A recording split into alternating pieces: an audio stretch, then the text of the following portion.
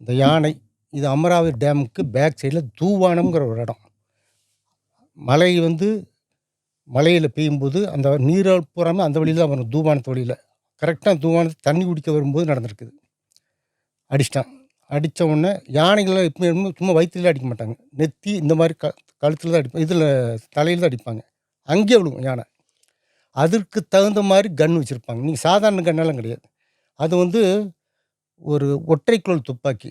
சாதாரண கன்னை விட கொஞ்சம் லென்த்தியாக இருக்கும். வெடி மருந்துகளை அதிகமாக போடுவான்.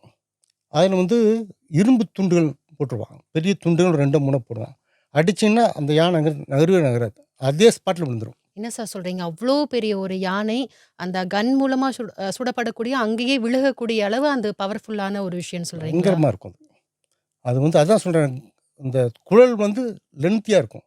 இதெல்லாம் ஒரு 2 அடி இருந்துன்னா அது 3 அடி 4 3.5 அடி வரை வச்சுருப்பான். அடிக்கிறவன் சாதாரணமாக அடிக்க மாட்டான், ரொம்ப இதில் எக்ஸ்பெக்ட் தான் அடிப்பாங்க. அந்த மாதிரி ஆட்கள் தான் வருவானுங்க. அப்போ நாங்கள் போய் ஸ்பாட்டை பார்க்குறோம். யானை இறந்து கிடக்கு, தும்பிக்கையே காணோம்.